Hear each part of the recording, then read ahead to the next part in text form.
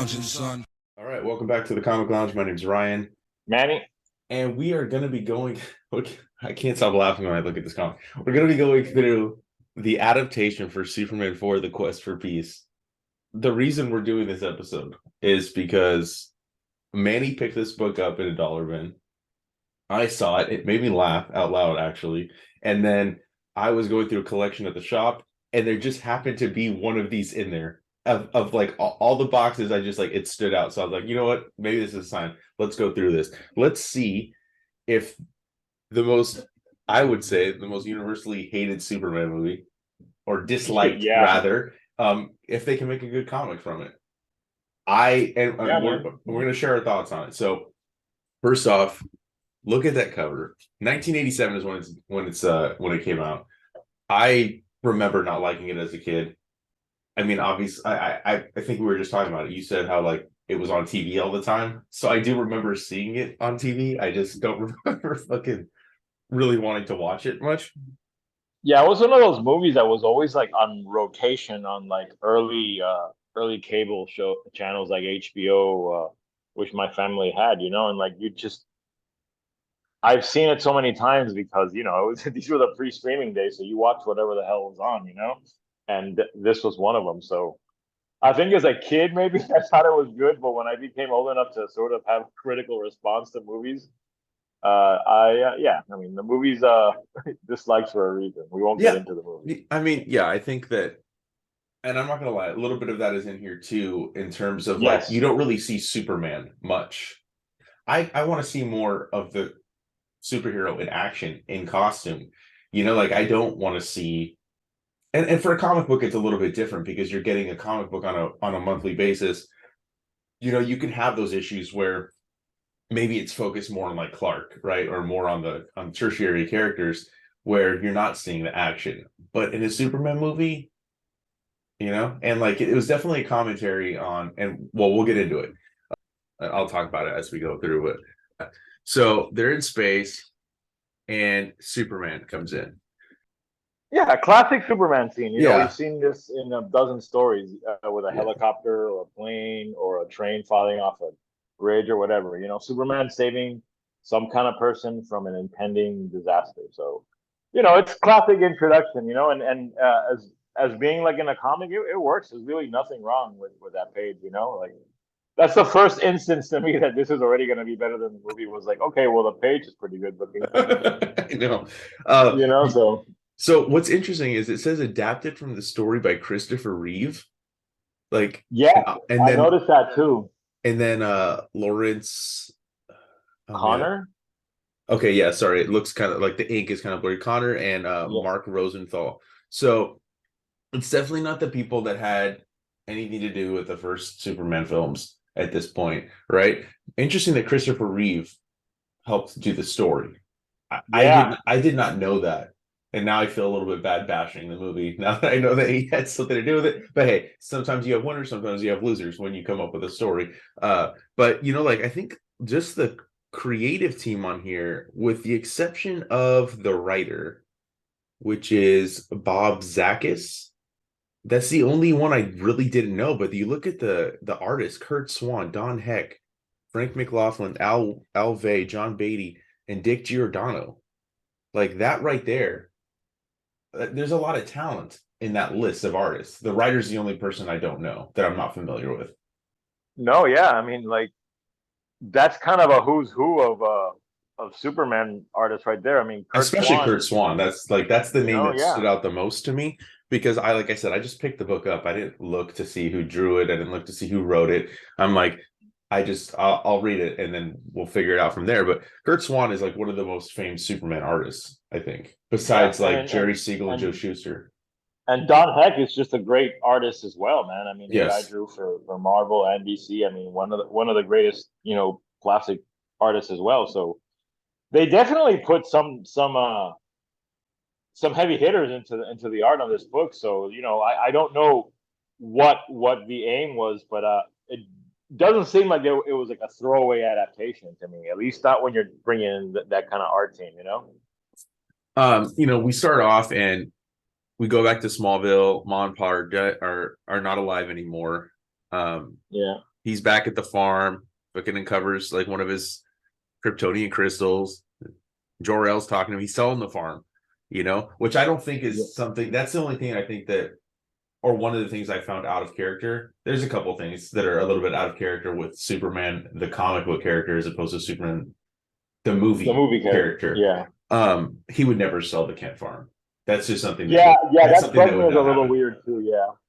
I mean, you look at it like even in the show Smallville, like when like his parent, his mom moves away, his dad's gone, and he keeps the farm though. He ends up like working the farm, even Yeah. though he's in Metropolis and stuff, he doesn't get rid of it. So that's the only thing I thought was out of character, but that's like the only thing you get with Smallville. Boom, that's done. We never revisit that again. It's over.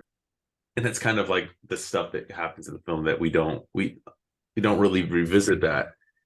I wanted to talk about this page here because I do Which one? love like that This? one, right? Yeah, that second panel with him like changing into his clothes. I love that kind of stuff, and I'm like that's actually really good. That's a great panel. I miss that stuff, like Hmm. jumping into a phone booth. I get that that's not going to happen. There's no fucking phone booths anymore. But I like that Yeah. aspect of like, even if he just runs into the closet to change, like now it's so abrupt that they don't really show that transformation between when he switches from Clark to Superman. No, no, like as reading this like already it sort of has like a silver age, like you know bronze age kind of. I mean, bronze age makes sense because this is kind of like of that time period, but still it's still toying with a lot of like the classic Superman tropes that I don't know a lot of people would consider corny, but it's kind of nice to see them here. Already again, already from the memories I have of the movie, already this shit is better than the movie. Like That's exactly what I was thinking. I'm like, oh wow, yeah. 4 pages in, and we've got a better story than we got in the Yeah, movie. we've already got a better depiction of Superman and some cool scenes. That I mean, it just goes to show you, sometimes things are in the adaptation itself, not the story. But Yeah. let's keep going. I mean, I definitely think even the dialogue is a little corny, like he's like, "Oh, look, somebody's on the tracks." Not just Yeah, somebody, sir. Don't you I recognize noticed that red and that. blue suit? So sue me, I'm from Oklahoma. Like it's fucking. Yeah, How would you not know who the fuck Superman is? Like that doesn't even make yeah, sense. yeah. In Yeah. what world is Superman not the most recognizable person? He's not even real in our world, and everybody knows who Superman is. So you're telling me in a world Or where this or guy's, even come on. the engineer, like, oh my heart, no, please, like people don't say that shit when they're having heart attacks, like. So here now we know like Superman. Oh yeah, and he actually literally does say this looks like a job for Superman. Or he starts thinking it and then the woman on the train finishes. So lots of corny shit.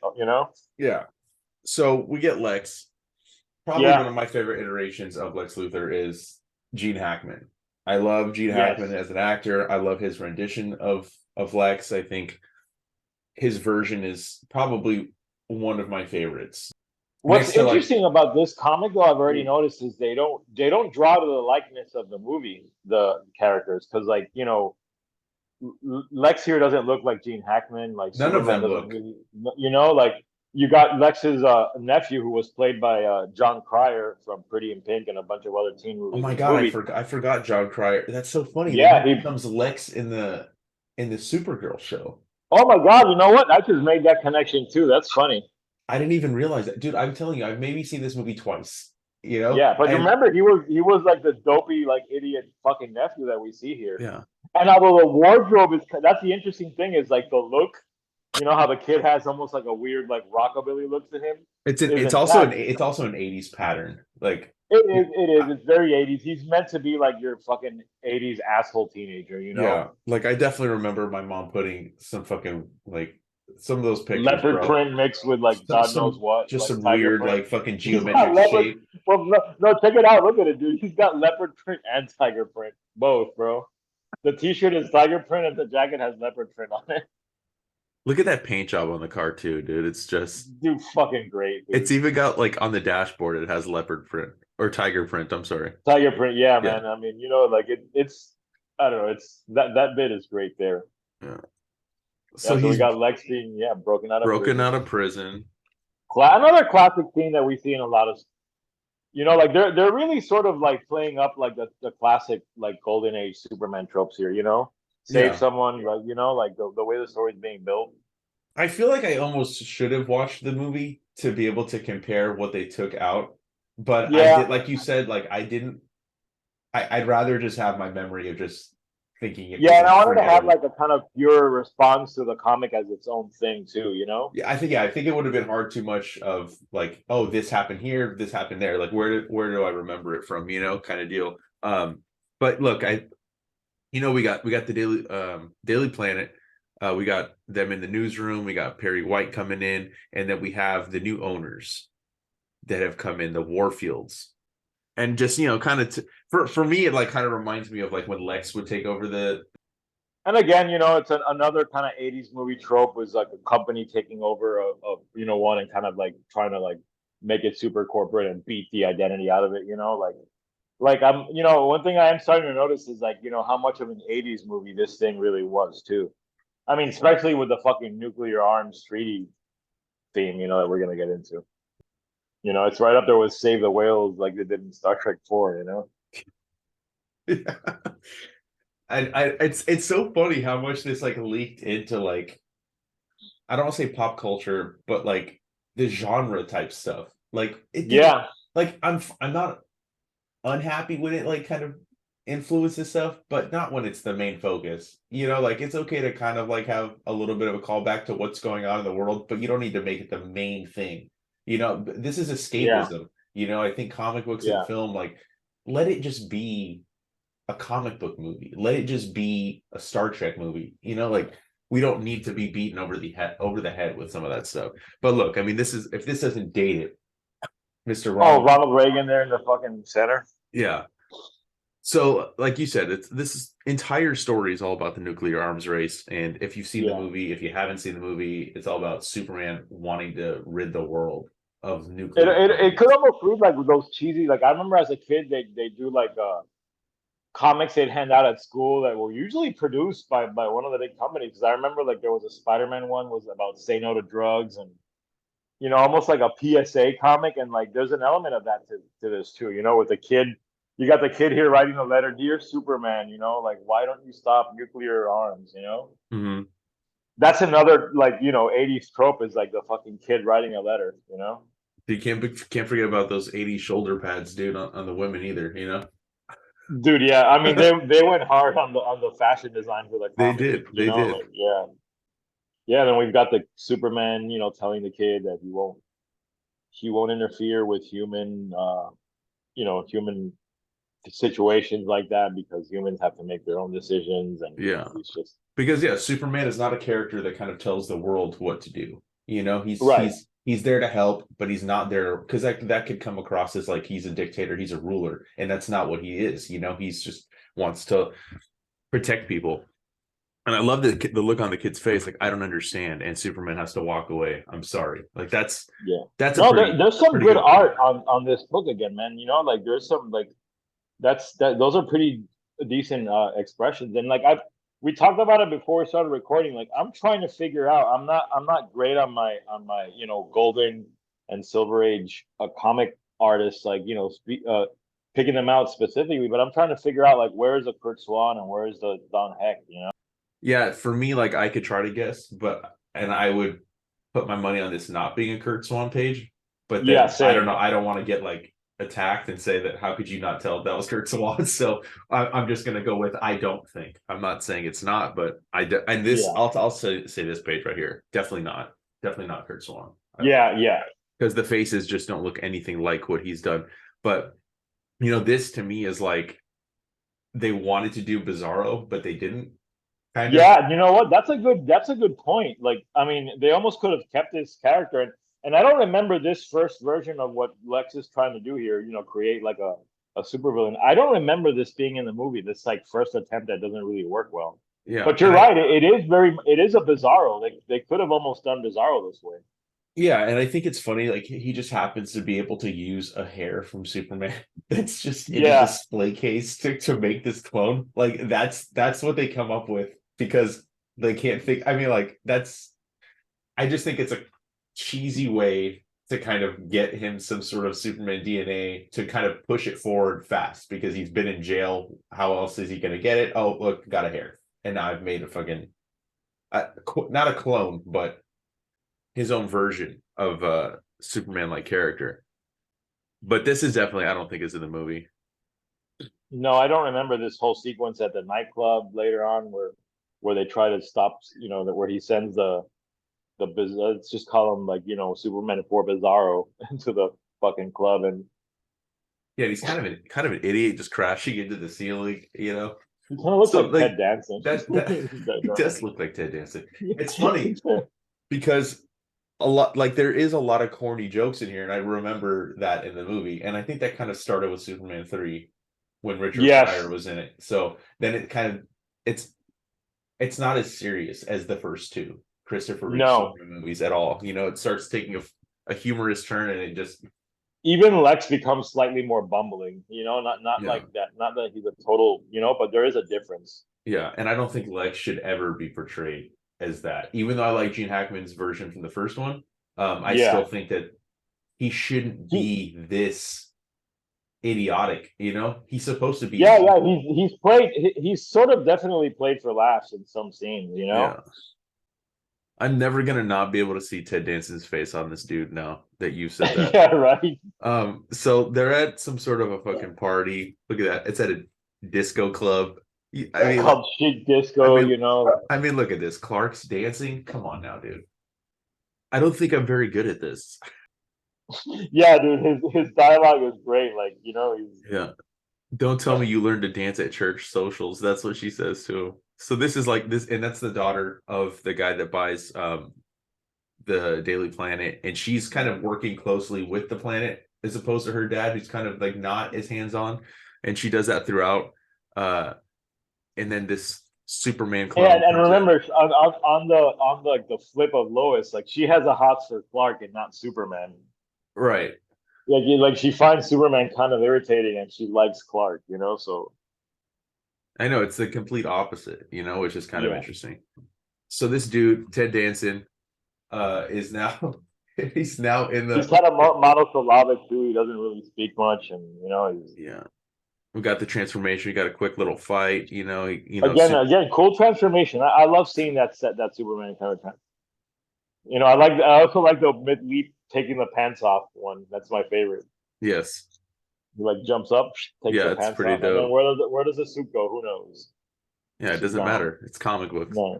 Yeah. So he goes after this dude. He's caught off guard, obviously, because he doesn't expect to actually feel kind of any sort of pain by getting hit by this random dude, but quickly takes care of him, throws And him there's some up. cool coloring too. I like the solid colors in some of these panels here, like the Yeah. purple and the red. I think even the way they did the sky looks pretty cool. That effect. Yeah, I like some of the lettering.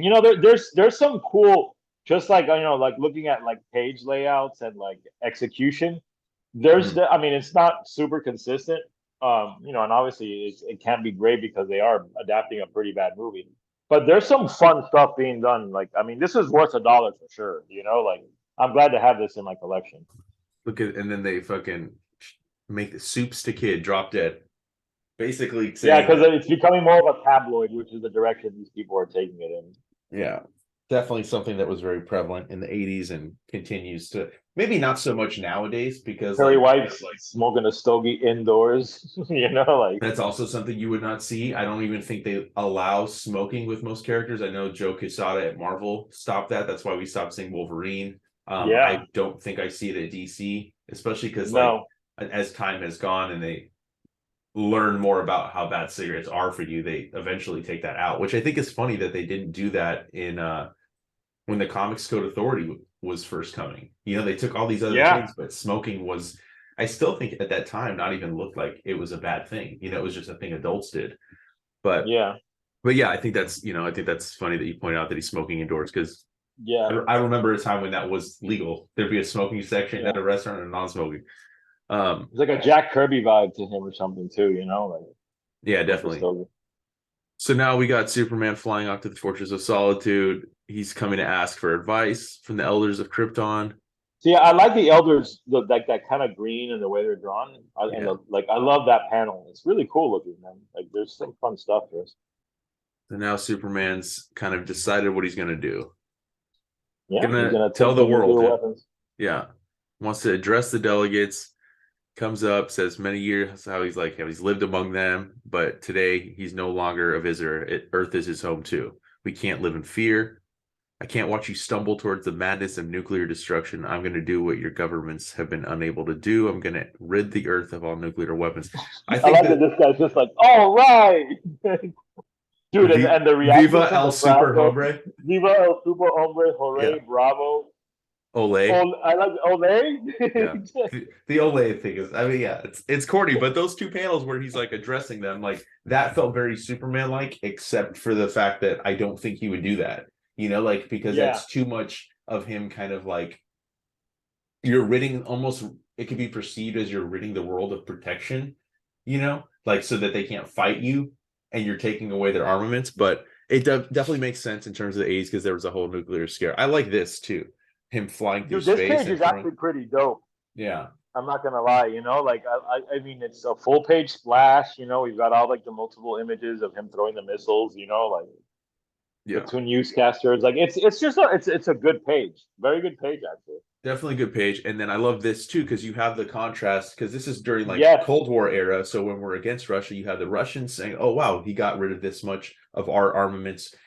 He got rid of this much of, or no, they're talking about each other. I'm sorry. So Russia's talking about, oh, yeah, he did get rid of all the US. So it's not just us, so like that's coming into play. And then you have three of the scientists from, I think it's France, Russia, and the US. yeah, And Lex is coming to them and saying how he's got his idea of how to kind of combat what Superman is doing. yeah.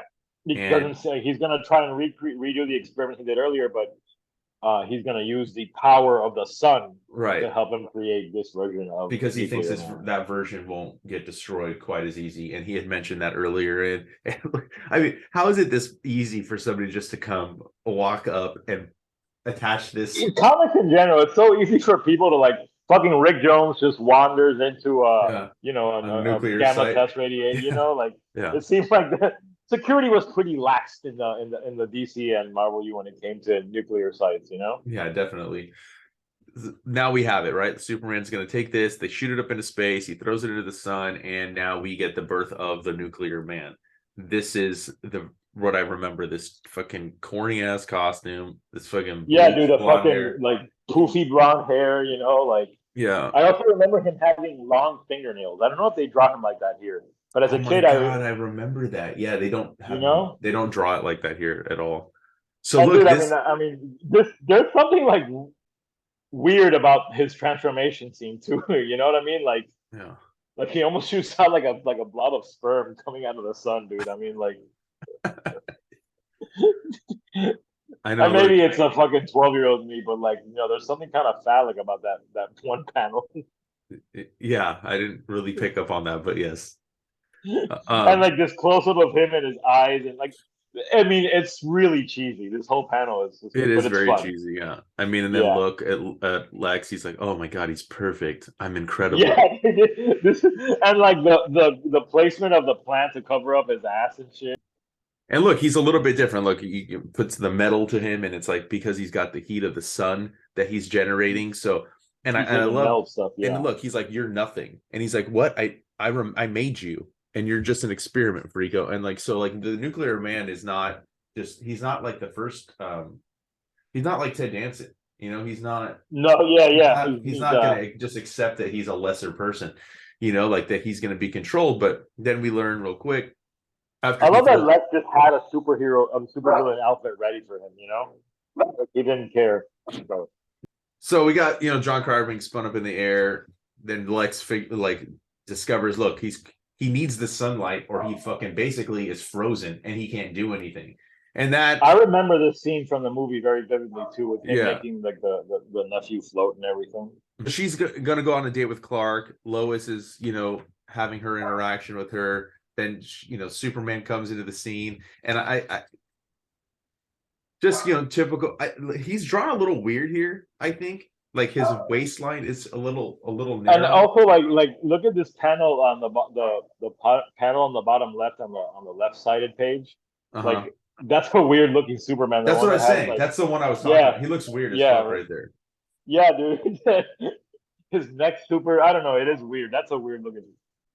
So yeah, I mean, it's just more of this. It's the more of the interactions. Lex has kind of Yeah, told the he's world, fooling both of them, which it's kind of clever, yeah. him using his powers to sort of be Clark and Superman at the same time without ever being in the same room.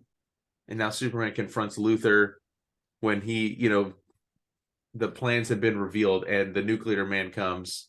Like, so he wants to destroy Superman, but he's like, wait, not yet. And like this the fact that he could control his molecules, that he just doubles in size right in front of him. Which So I don't remember from the movie either. I don't remember that either. Yeah, that's something that No. Then we have this fight, and Nuclear Man sort of creates a tornado. so these are some fun pages, like in terms of like the Yeah, fighting, because most of the book up until now has kind of just been like Superman's making a little bit of an appearance, but he's not really doing much, but yeah, just shenanigans and this and look and at and then this corny ass panel. Look, catch me if you can. And he's just walking away laughing and looking up into the sky. I So like how he's like, not no, not the statue. I've got you, Lady Liberty. yeah. I mean, it doesn't get much cornier than Superman like fucking carrying the Statue of Liberty, like No, definitely not. And look how he mentions how he made the nuclear man's super breath more powerful than his own, but it's still not something that can stop me or him, unfortunately. This inner dialogue is just fucking funny. And yeah, then look, so now he fights him, but now the world thinks Superman is dead. And I love this panel here too, when you have Warfield coming in, and I say, yeah, he basically like commends his daughter. Hey, letting you run the paper was a good idea, right? And he yeah. has the Superman cape in his hand, and Lois rips it out and says, "I quit." And he's like, "Well, then go. The paper needs some fresh blood anyway." And get rid of Clark too, because he hasn't been here or called in for days. And Superman's sick, right? Because he's been affected by the nuclear man. I love how she says, "Oh, daddy, stuff it." But you like it just doesn't. But there's no payoff. Like it's just like so she No, talks back to him saying that like you can't fire but it Clark, doesn't do anything. but it does, yeah, it serves no purpose. And now Lex, in true Lex Luthor fashion, he's got all this money from the governments, and he turns his back on the three people that helped him kind of get his plan set in motion, which is again typical of Lex. And the nuclear man's here, and he's like, "What scares you?" And well, Superman dead. What could I have to fear? And he says, "Destiny." Boom. Also does not have any Hmm. payoff. It just kind of like abruptly goes to the next scene where Lois is looking at Clark. And I thought this was interesting. I don't know if this was done on purpose, but they colored his hair gray. I don't remember that in the movie either, but it's reminiscent of Earth 2 Superman. You're right. I never noticed that too. And then look, Nuclear Man comes. Well, Clark, or no, I'm sorry.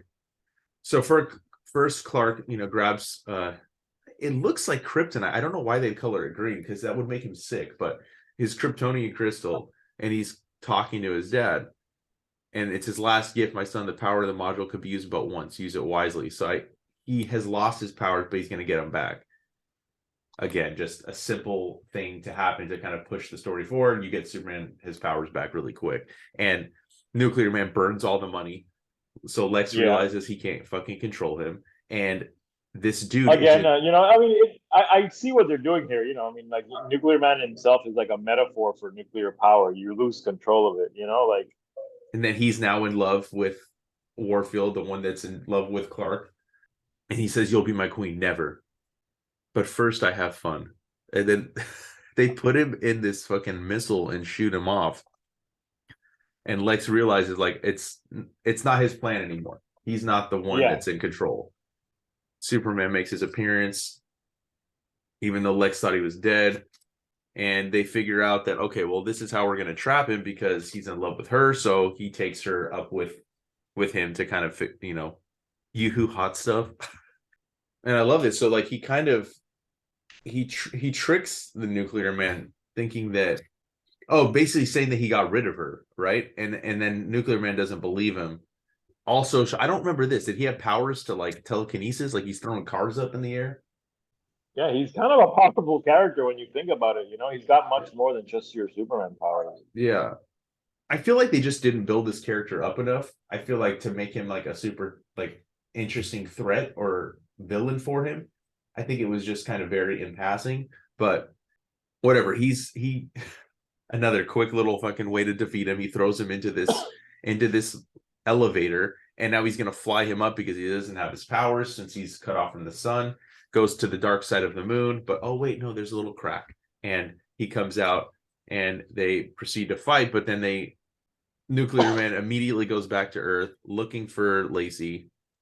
What does Superman do? He creates an eclipse.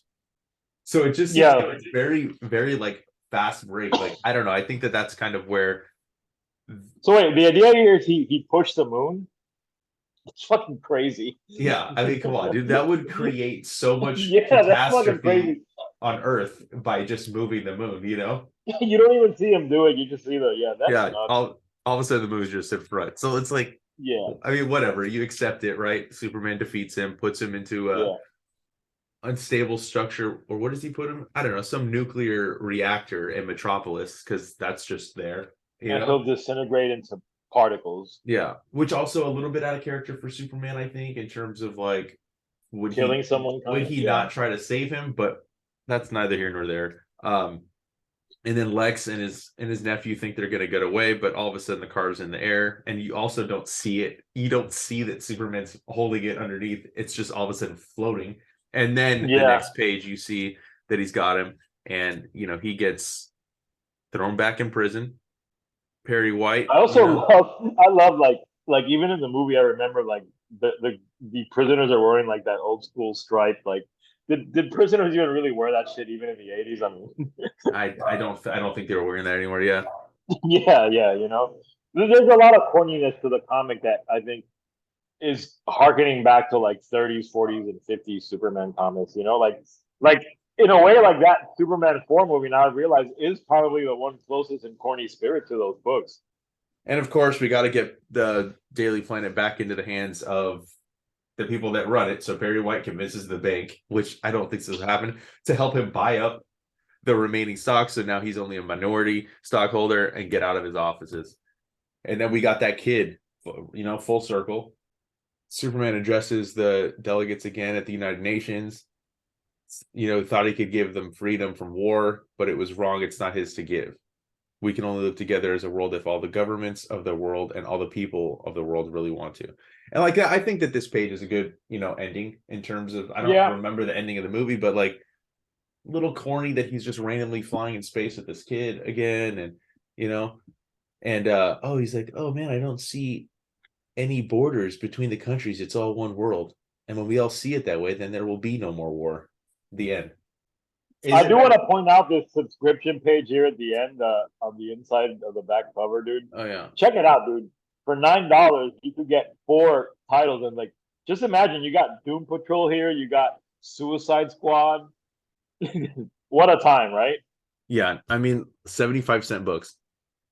Also, this is a 64-page book that we just read or went through. $2. $2 at the time. Yeah, you can't get anything for $2. So I don't know. Was this better than the movie?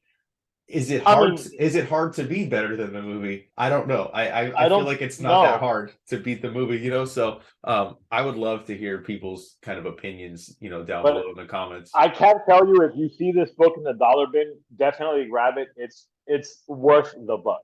It's worth the buck, yeah.